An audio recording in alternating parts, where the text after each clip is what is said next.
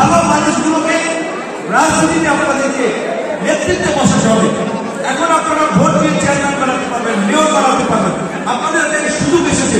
Chairman সাহেব বলছিলেন যে ভোট পিটাই নিয়ে গেছে, এখন আর সেই যুগ নাই, ভোট কেউ পিটাই নিতে পারবে না।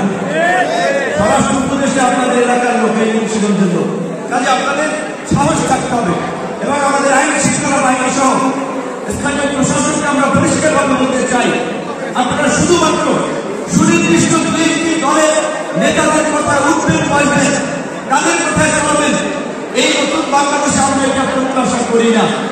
সকল ক্রিয়াশীল রাজনৈতিক দল, সামাজিক সংগঠন, নাগরিক সমাজের প্রতিনিধিদের নিয়ে এলাকার আইন শৃঙ্খলা পরিস্থিতি স্বাভাবিক রাখা থেকে শুরু করে সরকারের যে সামাজিক সুরক্ষামূলক কার্যক্রম আছে, সেই কার্যক্রমের স্বচ্ছতা এবং জবাবদিহিতা নিশ্চিত করতে হবে।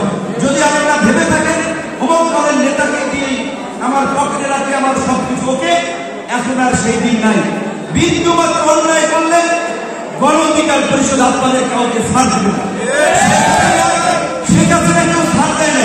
আপনারা দেখেছেন এইরকম একটা কর্তৃত্ববাদী সরকার আমলেও ছাত্রলীগ, যুবলীগ, এই আওয়ামী লীগের মতো একটা দানবীয় সংগঠন তাদের লক্ষ্য চক্রকে উপেক্ষা করেও কিন্তু এই গণ অধিকার পরিষদ এবং গণ অধিকার পরিষদ সংগঠন, ছাত্র যুব শ্রমিক অধিকার পরিষদের নেতৃত্ব একটা ধারাবাহিক লড়াই চালিয়ে গিয়েছিল, যার ফাইনাল এবং চূড়ান্ত ফলাফল এই গণঅভ্যুত্থানের মাধ্যমে আমরা চাইলে আওয়ামী লীগের মতো আবার কোনো দানব তৈরি হোক, শেখ হাসিনার মতো আবার কোনো ফাঁসির শাসক তৈরি হোক। এই পরিবর্তিত পরিস্থিতিতে নতুন রাজনীতির জন্য নতুন নেতৃত্ব দরকার। নতুন নেতৃত্বের জন্য নতুন মানুষকে আপনাকে সুযোগ দিতে হবে। গণ অধিকার পরিষদ একটা প্রতিকূল সময় এতদিন কাজ করতে পারে নাই, এখন ইউনিয়ন এবং ওয়ার্ড পর্যায়ে পর্যন্ত তাদের কার্যক্রম পরিচালনা করছে।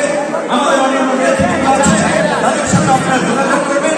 আজকে এখানে এসেছিলাম মূলত আমার একটা ব্যক্তিগত সফরে, তারপরে আমাদের নেতৃত্ব আপনাদের বলেছে এই এলাকার মানুষের আগ্রহ ত্রিপুরা, তারা একটু দেখা করবে, কথা বলবে, সেই জন্য তারা এই আয়োজনটি করেছে। শীত বস্ত্র বিতরণ অত্যন্ত মহৎ এবং মানবিক কাজ। এই আয়োজনের সাথে যারা সম্পৃক্ত ছিলেন তাদেরকে ধন্যবাদ জানাই। তাৎক্ষণিক অল্প সময়ের মধ্যে হয়তো তারা খুব গুছিয়ে সুন্দরভাবে করতে পারেনি। আশা করি আগামীতে খুব ভালোভাবে তারা গুছিয়ে এর আরো বড় প্রোগ্রাম উপহার দেবে। যেহেতু আমাদের টাইম হয়ে যাবে কিছুক্ষণের মধ্যেই, আমরা কয়েকটি কম্বল তুলে নিয়ে আমরা আমাদের দেশে যাবো। সবাই ভালো থাকবেন, সুস্থ থাকবেন, আল্লাহ হাফেজ। আমরা আপনাদেরকে